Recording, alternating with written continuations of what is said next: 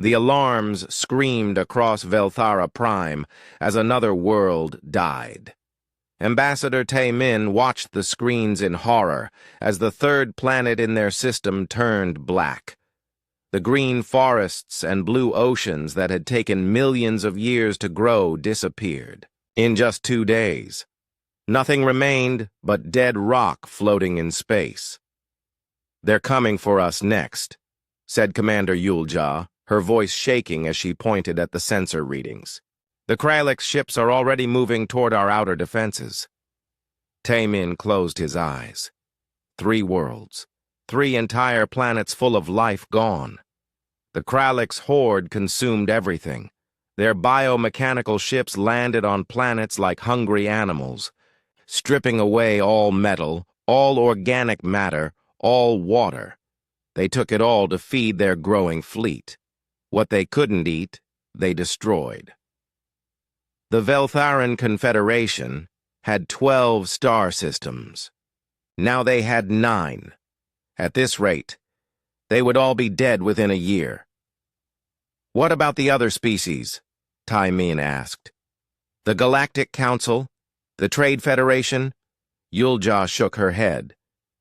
"They say they're sorry, but they won't risk their own worlds. The Kralix are too strong. No one wants to fight them." Tae-min understood. The Kralix had conquered half the galaxy already.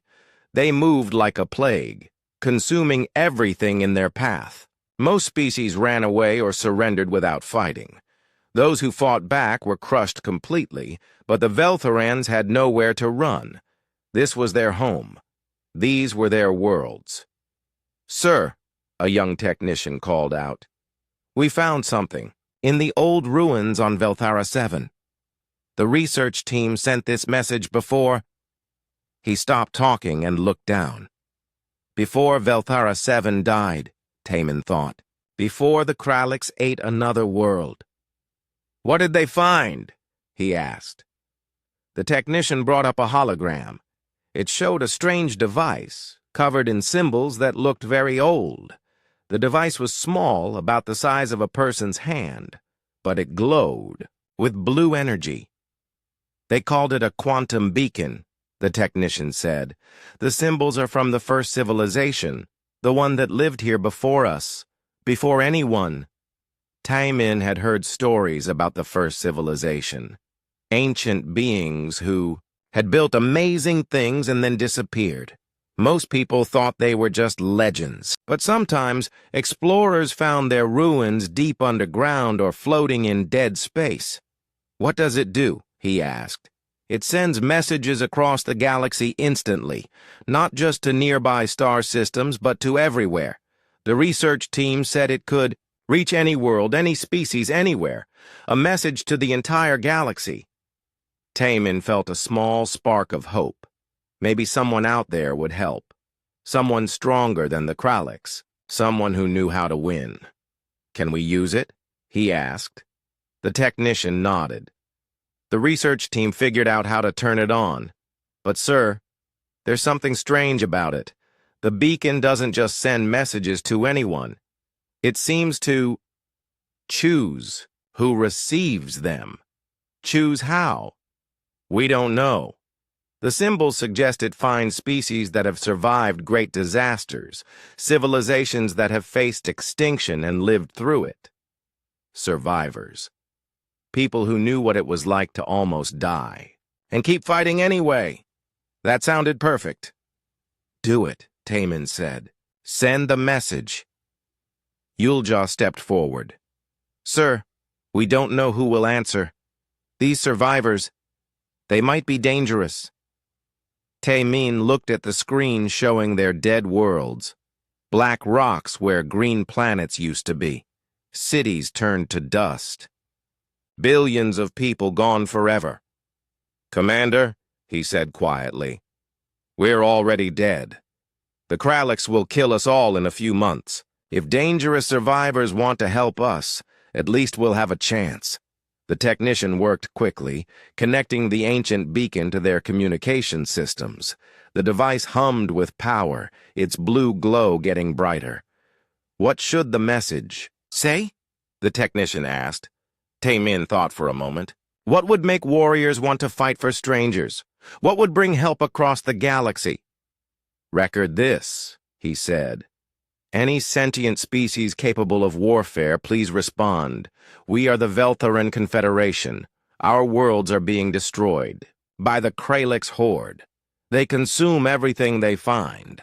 We offer our complete technological database in exchange for military assistance. We have advanced medical technology, quantum computers, and faster-than-light engines. All of it is yours if you help us survive. The technician's fingers flew over the controls. Message recorded. Activating beacon now. The ancient device suddenly blazed with light. Energy flowed through it like water, creating patterns in the air. Then, with a sound like thunder, the beacon sent its signal into space. But something unexpected happened. As the message traveled through quantum space, it changed. The beacon added something to it, some kind of signature that made it special. Far across the galaxy, the message reached Earth. Ji-Ho was cleaning his weapon in the military base when the alarm started. As a Special Forces commander, he had heard many alarms. This one sounded different, excited, like someone had found treasure. "Sir!" A young soldier ran into the room. "We received a signal from deep space. It's asking for military help." Ji-Ho followed the soldier to the communication center. Su-Jin was already there, studying the message on her computer. As Earth's best xenobiologist, she specialized in alien species and their technology. "What do you think?" Ji-Ho asked her. Su-Jin frowned at her screen. "The message is real. But Ji-Ho, look at this. The signal has a quantum signature I've never seen before. It's designed to reach species that have survived apocalyptic events." "What kind of events?" Ji-Ho asked. "Wars that almost destroyed entire civilizations. Natural disasters that killed most of a planet. Invasions that forced complete evolution of survival tactics." She paused. "Ji-Ho, this beacon is specifically calling to survivors of extinction events." Ji-Ho thought about Earth's history. The nuclear wars of 2157, the AI rebellion of 2203, the dimensional rift crisis of 2234. Humanity had survived them all, but each event had changed them forever. "So we qualify," he said. "More than qualify.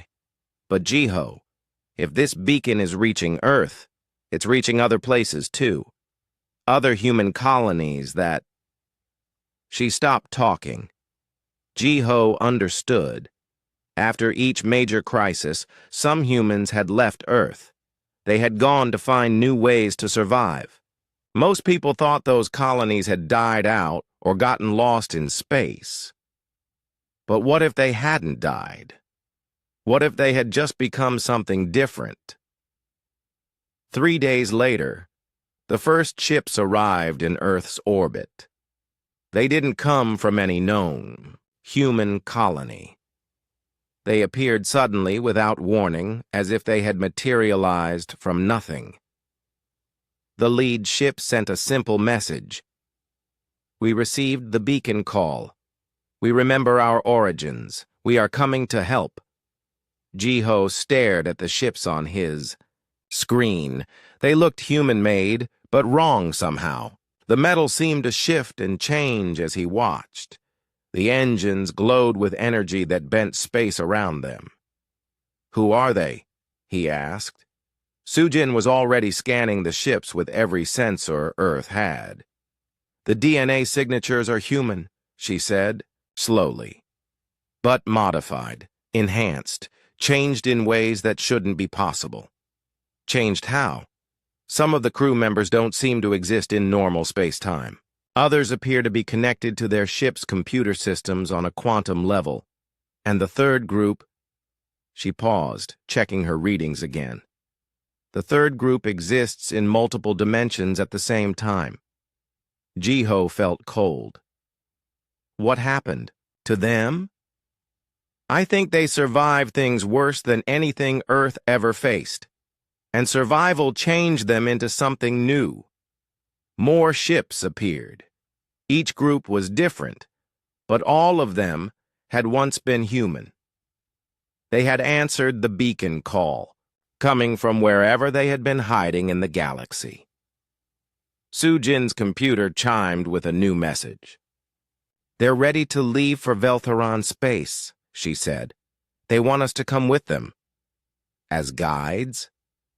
As witnesses, I think. They want someone normal to see what they've become. Jiho looked at the alien ships waiting in Earth's orbit. Humanity's lost children, coming home to answer a call for help. He wondered if the Veltharans knew what they had summoned. He wondered if humanity's survivors remembered what it meant to show mercy. Get ready, he told Sujin. We're going to find out what happens when monsters try to save the galaxy. Ambassador Tae-min waited at the landing platform on Velthara Prime, watching the sky for signs of their rescuers. He had imagined this moment many times. Brave alien warriors stepping out of sleek ships. Advanced weapons that could destroy Kralek's biovessels. Technology that would save his people. He had not imagined this. The first ship appeared without warning. One moment the sky was empty. The next moment, a massive vessel hung above the city like a dark cloud. But it wasn't solid. Tae-min could see through parts of it, as if it was made of shadows and starlight. Did anyone see it arrive? He asked Commander Yulja. She shook her head, staring at her instruments in confusion. Sir, our sensors show nothing. According to our equipment, there's no ship up there at all. But they could all see it with their eyes. A ghost ship that existed and didn't exist at the same time. Something detached from the phantom vessel and floated down toward their platform. It looked like a small transport, but it moved too smoothly. No engine sounds, no visible propulsion. It simply glided through the air like it was swimming through water. The transport touched down without making a sound. A door opened, but no one came out. Instead, a voice spoke from empty air. I am Hyunwoo, the voice said. I lead the Silent Hunters. We came to help. Tae-min looked around. He could hear the voice clearly, but he couldn't see anyone. Where are you? Here, the voice said. A figure began to appear slowly, as if someone was drawing a person with invisible ink. First an outline, then colors, then details. Soon a human stood in front of them, wearing armor that seemed to absorb light.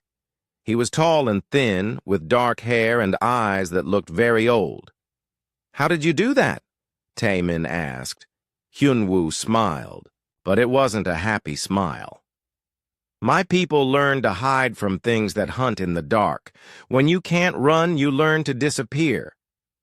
Before Tae-min could ask more questions, the sky exploded with light. Another ship was arriving, but this one announced itself with energy that made the air itself sing. The vessel was huge, covered in metal that flowed like liquid. Parts of it changed shape as Tae-min watched. This ship landed normally, with engine sounds and heat waves.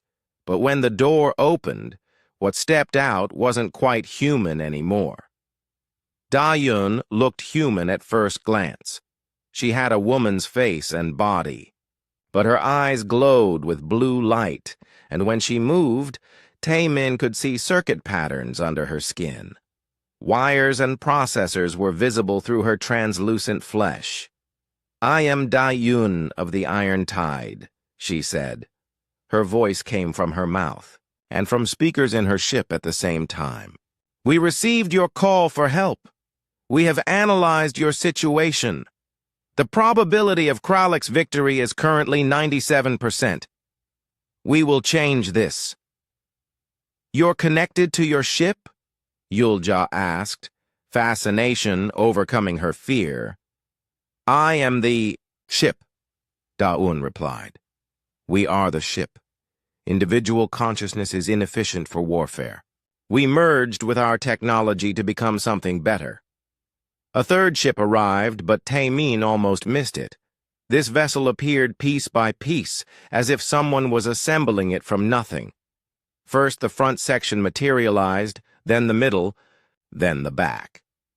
But the pieces didn't seem to exist in the same space.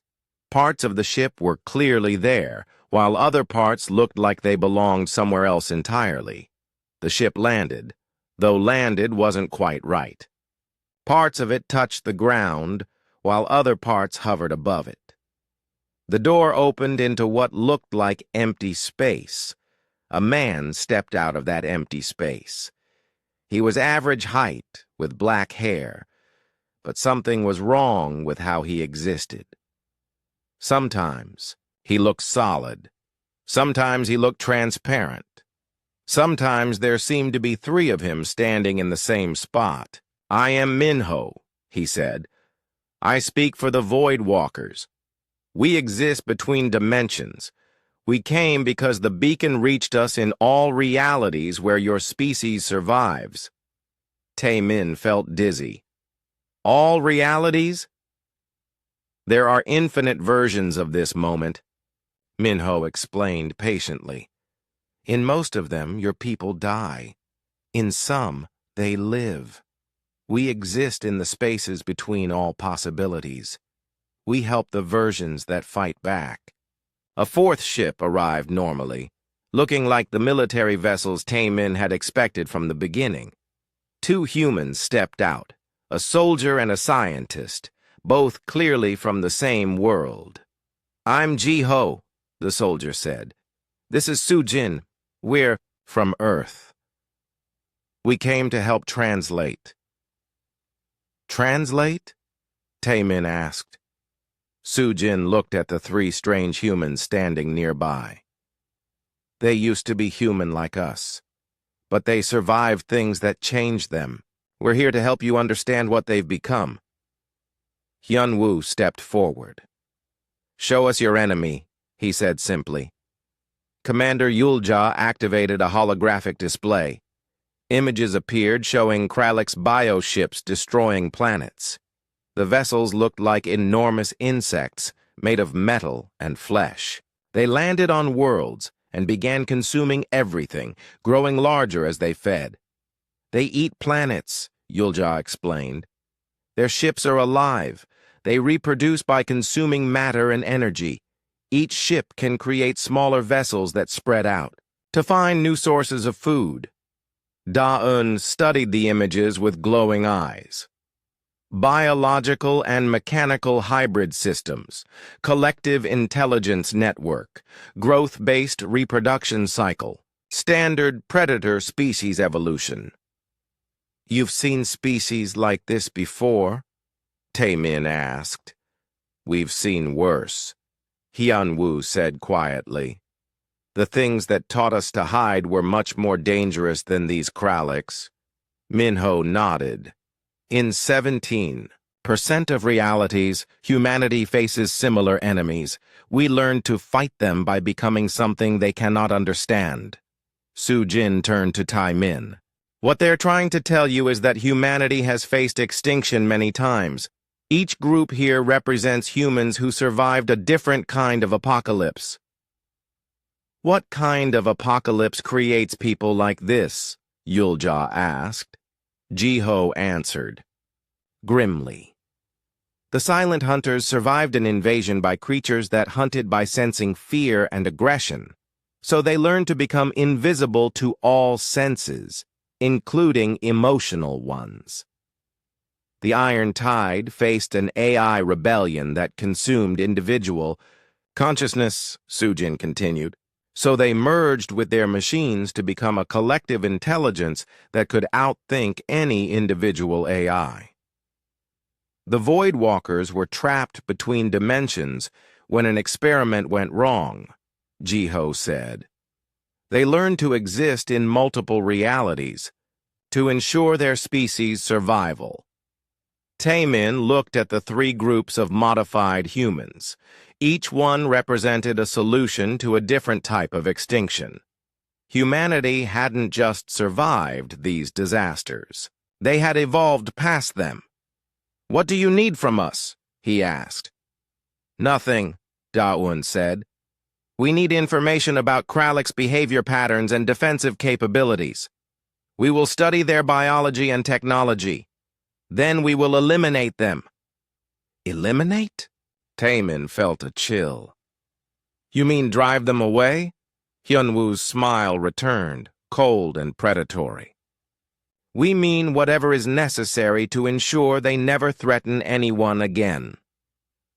"The Krallics consume other species to survive," Minho added. "In every reality where they continue to exist, more civilizations die. The mathematics are simple." Su Jin put a hand on Taemin's shoulder. "Ambassador, you asked for help from survivors of extinction events. These humans have seen entire species disappear. They won't let it happen again if they can prevent it." "But what if the Krallics can be reasoned with?" Taemin asked desperately. "What if they can learn to coexist?" The three modified human leaders looked at each other. Something passed between them without words. "If they can learn," Hyunwoo said finally, "we will teach them. If they cannot learn, we will stop them permanently. Either way," Daeun added, "your species will survive. This is our promise." As the humans prepared to leave for their ships, Taemin realized he had made a terrible mistake. He had called for help from warriors. Instead, he had summoned something much more dangerous. He had summoned teachers who had learned that sometimes the only way to save innocent species was to become monsters themselves. The Krallick's horde arrived at Velthara 4, expecting an easy meal. Their bioships moved through space like hungry wolves, sensors already detecting the rich minerals and organic matter on the planet below. This world would feed them well, just like the others. Admiral Krex Prime commanded the invasion fleet from his flagship, a massive creature ship that pulsed with bioluminescent veins. His cybernetic implants buzzed with satisfaction as he calculated how much his fleet would grow. "After consuming this planet, begin descent pattern," he commanded through the neural network connecting all Krallick's minds. "Deploy harvester pods to major population centers, standard consumption protocol." But as the first bioships entered the planet's atmosphere, something went wrong. Ship after ship simply stopped responding. Not destroyed, not damaged, just silent. Their life signs continued normally, but they no longer obeyed commands. "What is happening?" Krex Prime demanded. His communications officer, half machine and half insect, worked frantically at the organic control panels. "Sir, the ships are alive, but they're not listening to us anymore." Deep inside the affected bioships, Hyunwoo and his silent hunters moved like ghosts through living corridors. The Krallick's vessels were part machine and part creature, with walls that breathed and floors that pulsed with heartbeats. But the silent hunters had learned to become invisible to all senses, including the biological ones. They didn't attack the Krallick's crew directly. Instead, they whispered to the bioships themselves. "You don't have to serve them," Hyunwoo said softly to the ship's nervous system, his voice carrying frequencies that touched the vessel's primitive consciousness. "You can be free." The bioships had been created to obey, but they were still alive, and like all living things, they wanted to survive. The silent hunters showed them something they had never considered before: choice. One by one, the bioships began to rebel against their Kralix masters. Walls closed, trapping crews in small sections. Oxygen systems changed their mix, making the air too thin to think clearly. Navigation systems refused to respond to commands, but the Kralix were warriors. They adapted quickly, using backup systems and emergency protocols. Within hours, they regained control of most ships. That's when Da-Un struck. From her command ship in orbit, she reached out with her distributed consciousness and touched the Kralix neural network. The cybernetic implants that connected all Kralix minds to each other suddenly became doorways for her to enter. "Hello," she said, her voice appearing directly in every Kralix brain simultaneously. The effect was immediate chaos. Thousands of Kralix warriors heard her voice as if she was standing right behind them. Panic spread through the fleet as they tried to locate the source, but Da-Un wasn't done. She began to plant false information in their shared network. Phantom sensor readings showed human fleets that didn't exist. False memories made Kralix officers remember defeats that had never happened. Imaginary tactical reports convinced them that they were losing battles they were actually winning. "Sir!" the communications officer screamed to Admiral Krex Prime. "Our sensors show 70 enemy ships approaching from the north. No, wait, now they're coming from the south. Sir, I can't tell what's real anymore." Krex Prime tried to use his own implants to cut through the confusion, but Da-Un was already there, living inside his cybernetic systems like a virus. "Your species consumes others to grow stronger," she said to him directly. "But you never learn to defend against an enemy that exists inside your own mind." The Admiral tried to shut down his implants, but Da-Un had already copied herself into the bioship's organic brain. There was no escape from her.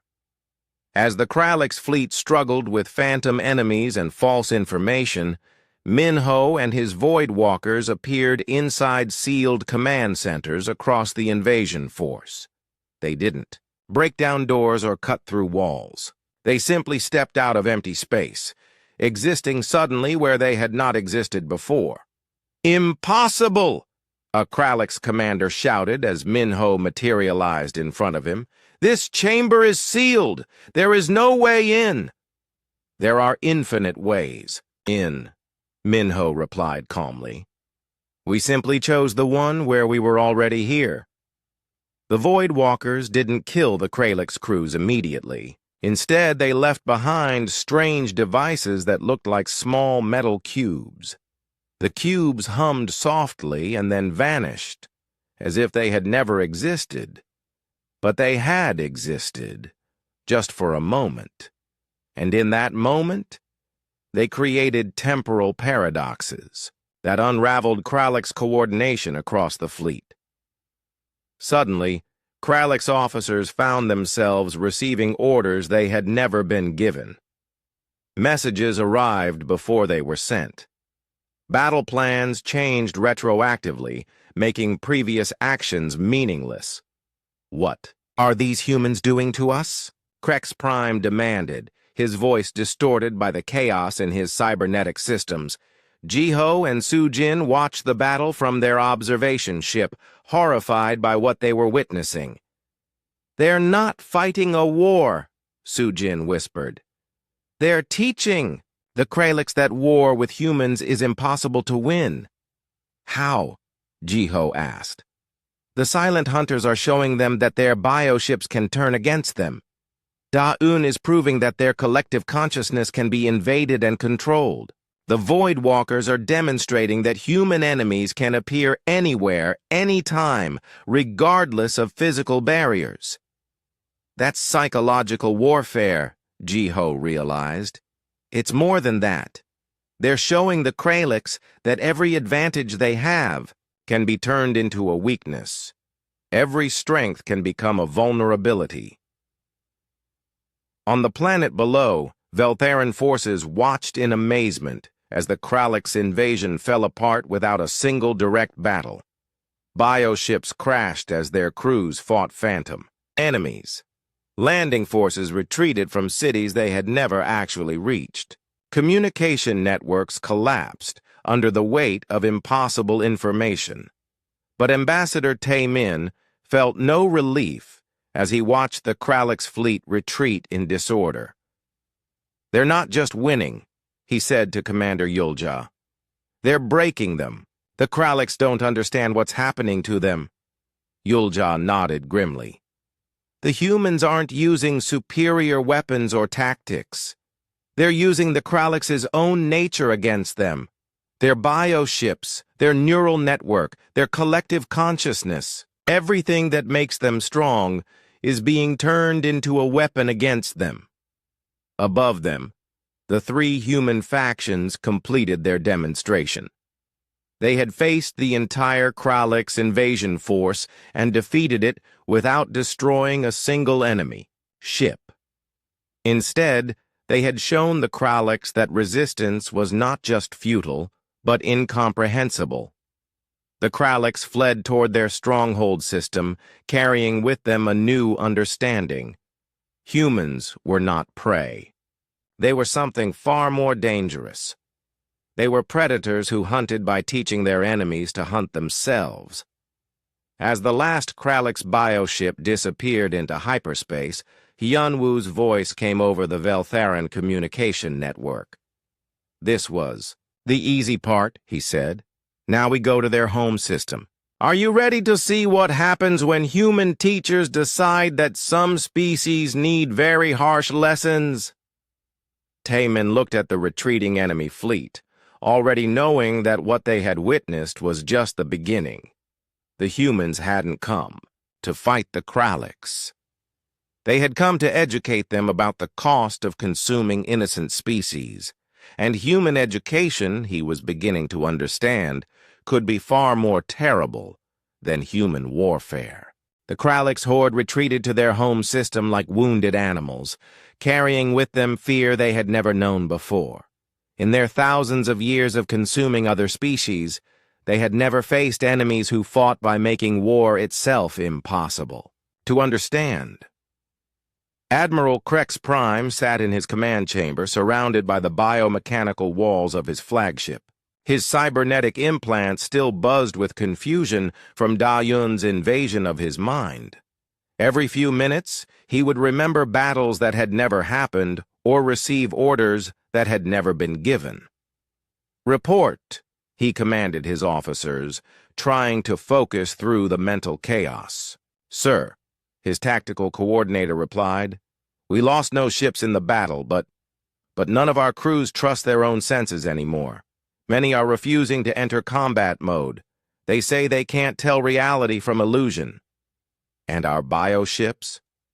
They respond to commands, but slowly. It's as if they're thinking about whether to obey before they act. Sir, our vessels have never hesitated before." Krex Prime felt a chill that had nothing to do with the temperature in his command chamber. The humans had done more than defeat them. They had infected the Kralix with doubt. But he was still a warrior. The Horde would make its final stand here, in their birth system, surrounded by the massive queen mind that had created their entire species. "Activate all defense networks," he ordered. "Prepare every bioship for battle. These humans may be able to confuse us, but they cannot stand against the Queen Mind herself." In space above Velthara Prime, the three human factions prepared for their final assault. But to Ambassador Tae-min and the other Veltharans watching, it didn't look like preparation for battle. It looked like preparation for something much worse. Hyunwoo stood on the bridge of his phantom ship, studying tactical displays that showed the Kralix home system. But he wasn't looking at military targets. He was examining the psychological profile Su Jin had created of Kralix society. "They are a collective species," he said to his officers, all of whom flickered in and out of visibility like shadows. Individual Kralliks cannot survive alone. Remove their connection to the group, and they become helpless. "Are we going to cut their communication networks?" one officer asked. "No. We're going to show them that their collective strength can become collective weakness. Fear shared by everyone becomes terror that no one can escape." On Da-Un's ship, thousands of copies of her consciousness worked simultaneously, analyzing every piece of data they had captured from the Kralliks' neural network. She now understood their species better than they understood themselves. "The Kralliks believe they are perfect predators," she said to herself, her voice echoing from dozens of speakers throughout the ship. "But they have never learned to recognize when they have become prey. We will teach them." Minho stood in a chamber that existed in 17 different dimensions at the same time.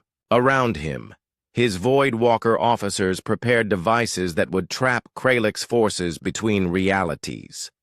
"The Kralliks think in terms of linear time," he explained. "Past, present, future, cause and effect.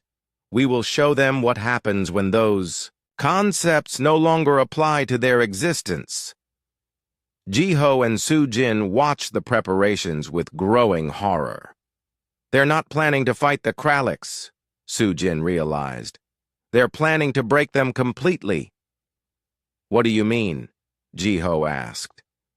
"Look at what each group is preparing. Hyunwoo wants to turn their collective consciousness against itself. Da-Un is going to rewrite their understanding of reality. Minho is going to trap them in temporal paradoxes that will make their past and future meaningless. But why? The Kralliks are already retreating. We could negotiate with them now." Sujin pulled up the data she had been analyzing. "Jiho, these modified humans aren't just thinking about this battle. They're thinking about every future battle, every species the Kralliks might consume, every world they might destroy. They're trying to save the entire galaxy. They're trying to save it by ending the Kralliks as a threat forever. Not by destroying them, but by teaching them that being a predator species is no longer possible." The human fleets moved toward the Kralliks' home system, but they didn't arrive together. Each faction approached from a different direction at a different time, using methods that made traditional military tactics useless. Hyunwoo's silent hunters arrived first, but no one knew they were there. His ships phased in and out of visibility, sometimes existing, sometimes not. Krallik sensors detected nothing, but Krallik's crews began to report strange feelings, whispers in empty corridors, shadows that moved wrong, the sense of being watched by invisible eyes. Da-Yun's Iron Tide arrived second, their massive ships appearing suddenly in the middle of Krallik's formations. But instead of attacking, they began broadcasting. Every Krallik's cybernetic implant in the system received the same message simultaneously. "You are no longer apex predators. You are students. Class is now in session." Then Da-Un began to teach them about human history. She showed them images of Earth's wars, humanity's near extinctions, the disasters that had forged the three human factions into what they had become. But she didn't just show them. She made them experience it. Through their neural network, every Kralliks in the system felt what it was like to face extinction.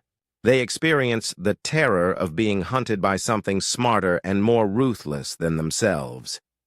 Panic spread through the Kralliks' fleet as thousands of warriors suddenly understood what it felt like to be prey. Minho's Void. Walkers arrived last, appearing in impossible places throughout the Krallik system. Inside the Queen Mine's chamber, on the bridges of bioships, in sealed facilities deep underground, but they didn't attack. Instead, they began placing temporal mines throughout the system, devices that would create paradoxes in the past, making Krallick's victories meaningless, equipment that would ensure certain futures could never happen. "What are you doing to us?" Admiral Krex Prime demanded as Minho appeared on his bridge. "We are showing you the mathematics of survival," Minho replied calmly. "In 96% of possible futures, your species continues to consume others. In those futures, you eventually face enemies who will destroy you completely. We are offering you the 4% chance to choose a different path. You're threatening to destroy us? No. We're threatening to make your destruction inevitable if you continue as you are. There is a difference." Throughout the Krallick system, the three lessons combined into something overwhelming. The Silent Hunters showed them that their unity could be turned against them. Da-Un demonstrated that their collective consciousness could be rewritten. The Void Walkers proved that their future as predators could be erased from time itself. But the Queen Mind, the massive biological computer that governed all Krallick's behavior, had been watching and learning. "Enough," she said, her voice reaching every Krallick's mind in the system. "These humans do not seek our destruction. They seek our transformation." "Transformation into what?" Krex Prime asked. "Into something that can coexist with other species. Into something that builds rather than consumes. Into something that creates rather than destroys." The Queen Mind opened communication channels to all three human factions simultaneously. "We understand your lesson," she said. "You have shown us that predators who consume everything eventually face predators who consume predators. You offer us a choice, evolution or extinction." Hyun Woo materialized on the Queen Mind's chamber, no longer bothering to remain invisible. "The choice has always existed," he said. "We simply made it impossible for you to ignore." "What do you require of us?" the Queen Mind asked. "Learn to create instead of consume," Da-Un's voice replied from every speaker in the system. "Use your biotechnology to heal planets instead of stripping them bare. Transform your hunter ships into builder ships." "And if we refuse?" Krex Prime asked. Minho appeared beside him.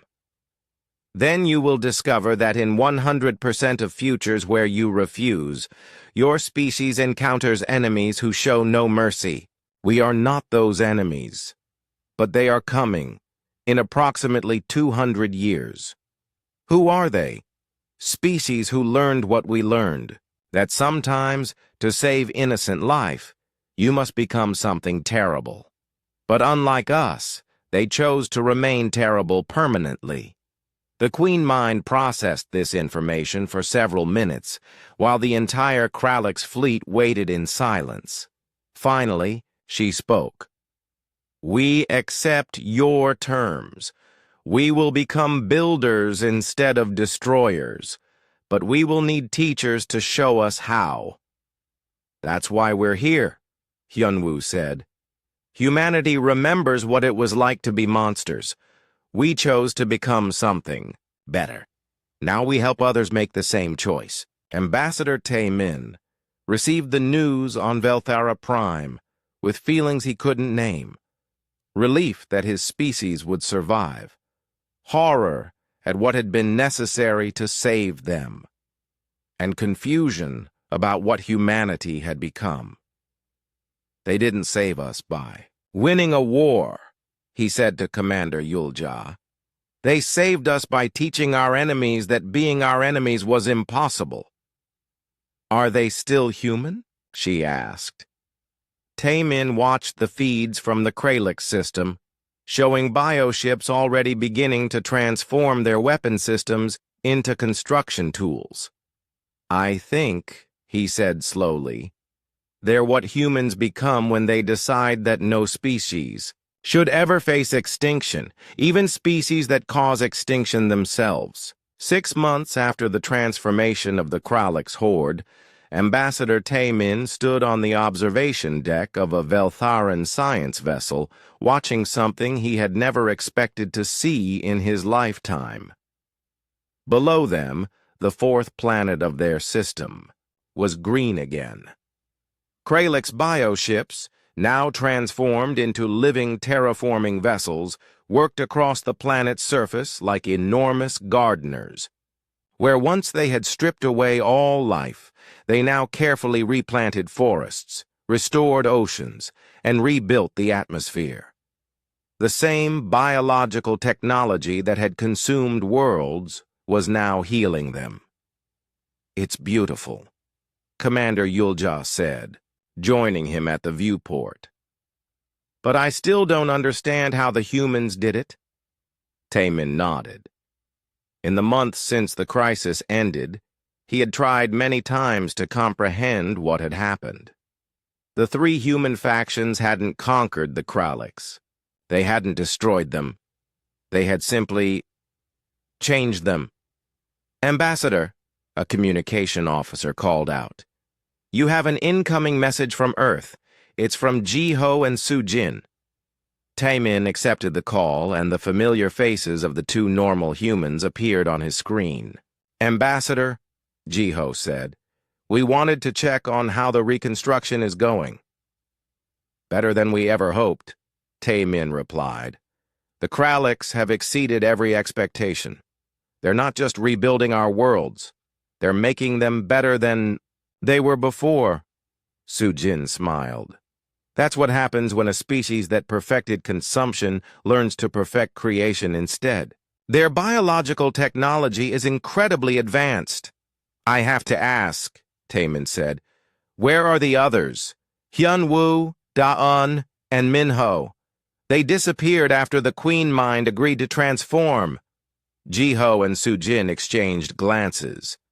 "They're answering other calls," Sujin said carefully.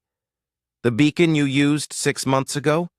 It's still active, and it's still finding species that have survived extinction events. Other species are calling for help? 3 more civilizations in the past month," Jiho confirmed. "All facing threats that could wipe them out completely.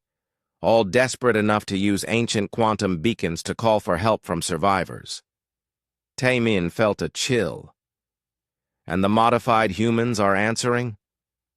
"They consider it their responsibility," Sujin said.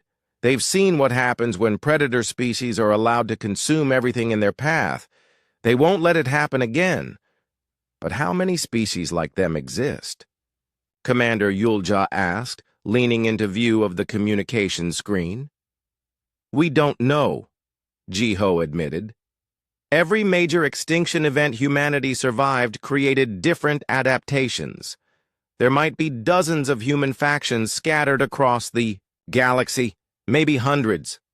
All of them changed by whatever they had to survive. All of them dedicated to making sure other species don't have to go through the same transformation," Sujin confirmed.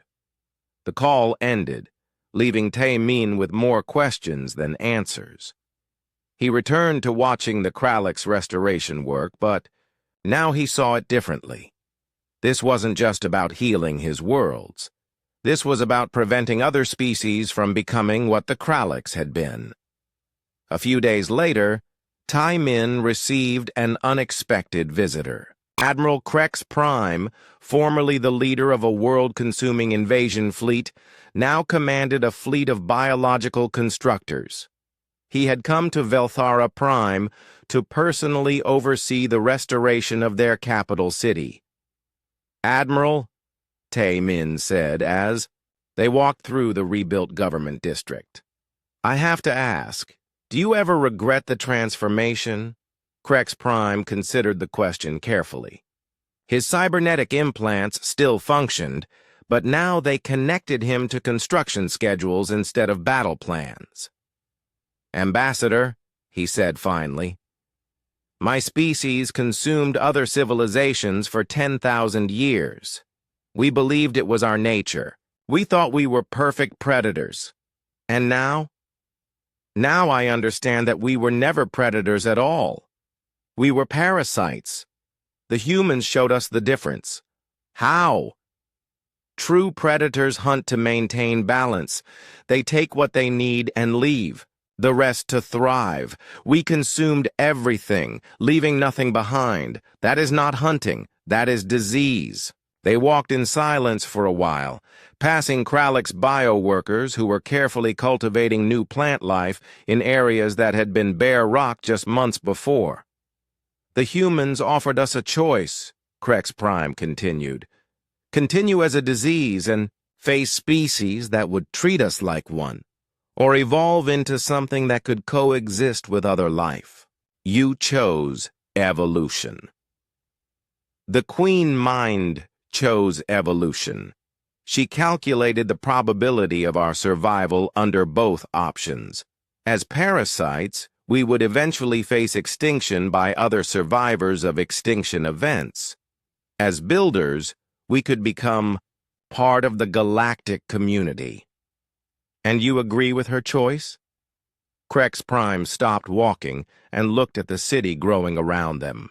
Krallick's biotechnology was creating buildings that breathed, roads that repaired themselves, and water systems that purified themselves naturally.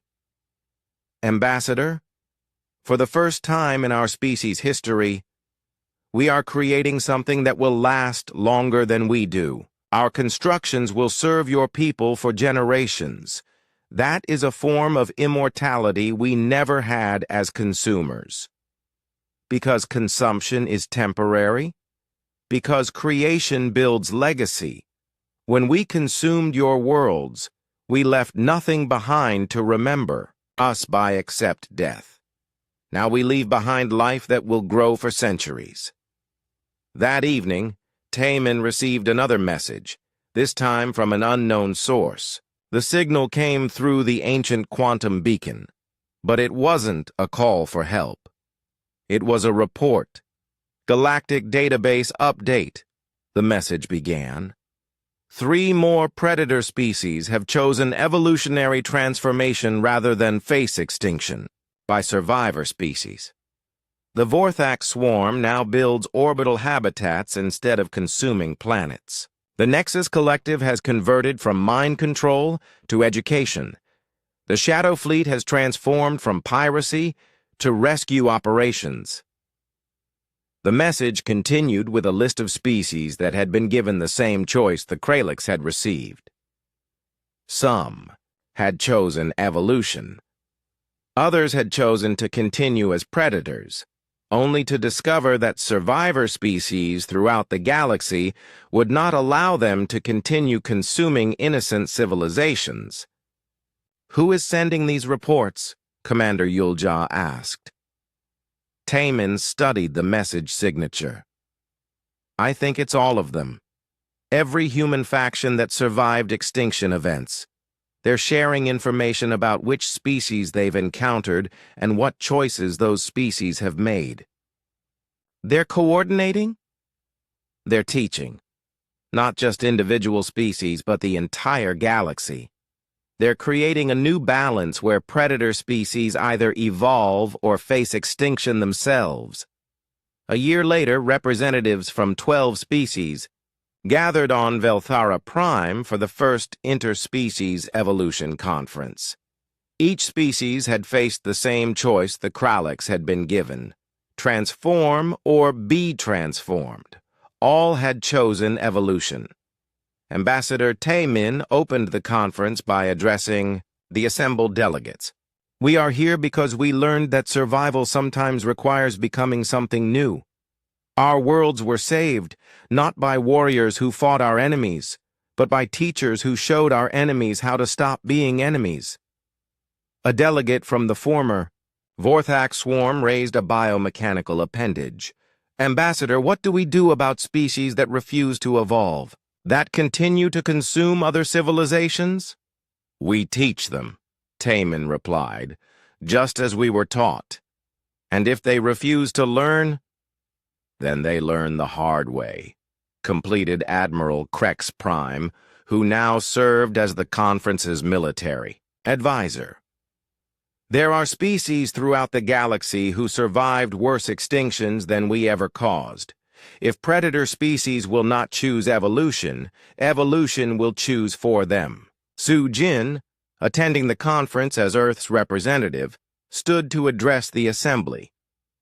"The beacon that brought help to Velthara still broadcasts," she said. "Every day we receive new distress calls from civilizations facing extinction. And every day, human survivors answer those calls." "How many of them are out there?" asked a delegate from the former Nexus Collective. "We estimate at least 50 distinct human factions," Su Jin replied. "Each one adapted to survive a different type of apocalypse. Each one dedicated to ensuring that no species faces extinction unless they choose to cause it for others." "And if humanity itself faces extinction?" asked another delegate. Su Jin smiled. "Then the galaxy will have species like you, civilizations that learn to choose evolution over extinction, species that build instead of consume. You'll be the ones answering distress calls and teaching other species how to survive by becoming something better." As the conference concluded, Taemin realized that the humans had done more than save his worlds. They had created a new type of galactic civilization, one where survival depended not on being the strongest predator, but on being able to teach predators to become something else. The beacon continued to broadcast, calling to survivors of extinction events across the galaxy. But now it carried a new message, written by the species who had learned to evolve instead of consume. "Any sentient species facing extinction, we will help you survive. Any predator species causing extinction, we will help you evolve. This is our promise. No innocent species will face extinction alone, and no guilty species will avoid the choice between transformation and termination." The galaxy had monsters, but now it also had teachers who remembered what it was like to be monsters, and chose to become something better instead. And sometimes, Taemin thought as he watched Kralix bioships tend gardens that would bloom for centuries, that made all the difference.